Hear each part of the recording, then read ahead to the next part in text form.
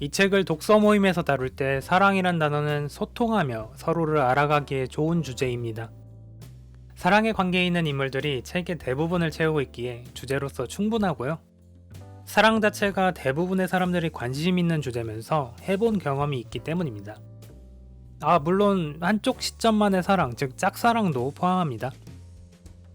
앞서 말씀드렸듯이 사랑은 은유와 관련이 있습니다.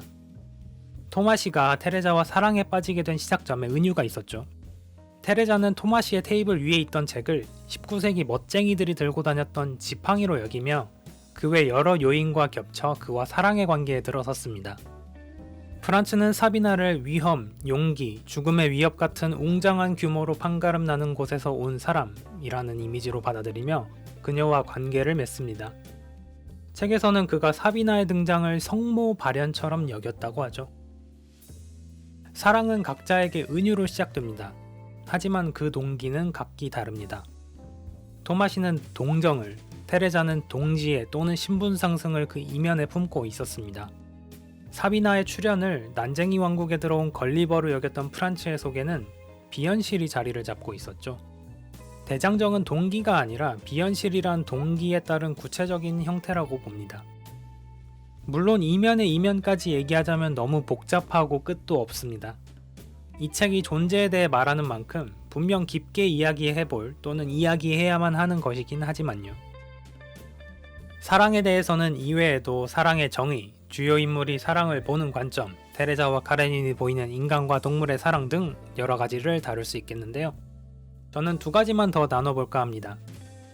먼저 소설 속 인물의 사랑 중에서 프란츠의 아내인 마리 클로드의 사랑에 대해 얘기하고 싶은데요. 마리 클로드는 주요 인물도 아니고 테레자보다도 더 소름 끼치는 인물이긴 합니다. 프란츠와 알게 된 지 몇 달도 안 되었는데 버림받느니 자살하겠다고 협박해서 결혼에 이르렀기 때문이죠. 심지어 교통사고를 당했는데 정말 신났다느니 프란츠의 불륜 상대를 눈치챈 뒤에 사비나를 꼽준다느니 하는 그런 모습은 진저리가 납니다. 그럼에도 마리 클로드만큼 진정으로 프란츠를 아는 사람은 없었습니다. 둔기를 맞고 사망한 프란츠의 빔은 오랜 방황 끝의 귀환과 그녀가 남편에 대해 꾸준히 했던 말들은 그를 진실로 이해하고 있음을 보여줍니다. 마지막 여자친구였던 안경 쓴 학생이나 프란츠의 머리에 항상 남아있던 사비나는 절대 이해하고 알아주지 않을 부분이었죠. 사비나는 말년에서야 프란츠와의 가능성을 일부 인정하긴 하지만요. 이를 프란츠도 깨닫고 병상에서 마리 클로드를 향해 시선으로 고마움을 표현하고 용서를 구하죠. 여기에 용서를 받아주기까지 하는 마리 클로드의 사랑은 비록 이전에 소름 끼치는 모습이 있었더라도 쉽게 깎아내릴 수 없습니다. 나누고 싶은 나머지 하나는 작가의 시선입니다. 작가는 이런 말을 합니다. 우리 모두는 사랑이라 뭔가 가벼운 것, 전혀 무게가 나가지 않는 무엇이라고는 생각조차 할 수 없다고 믿는다. 우리는 우리의 사랑이 반드시 이런 것이어야만 한다고 상상한다. 또한 사랑이 없으면 우리의 삶도 더 이상 삶이 아닐 거라고 믿는다. 짝사랑을 포함해서 사랑에 무게를 부여하지 않는 분들은 적을 거라고 봅니다. 그리고 각자가 정의 내리는 사랑의 차이가 있겠지만 그 정의에 주관적으로 절대성을 부여한다는 점은 동일할 것 같습니다. 또한 사랑과 삶을 필요충분 조건으로 여길 때가 많지 않나 싶습니다.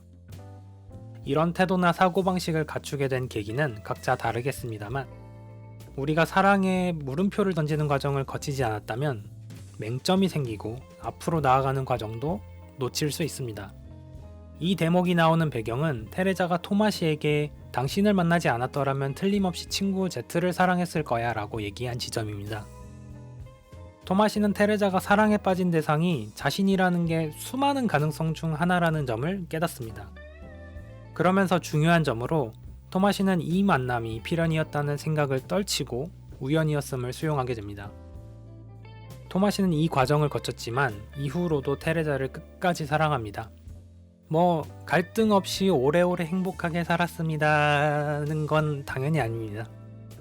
이런 일도 있고 저런 일도 있고 그 와중에 외부의 위협과 내면이 깎아내려지는 과정을 겪는데요. 앞서 제가 수용이라는 단어를 썼던 것처럼 토마시는 이후의 일들을 차분하게 받아들이는 모습을 보여줍니다. 사랑의 물음표를 던지는 과정은 힘겹고 무겁고 두렵습니다. 어느 누구도 그 과정을 지나가고 싶어 하지 않죠. 도리어 강제로 그걸 겪으면서 극단적이 되기도 합니다. 그렇지만 이 고통스러운 시간은 책의 주제처럼 무겁더라도 부정적이지만은 않은, 결국엔 더 마음의 수용 공간이 커지게 되는 역할을 맡지 않을까 싶습니다.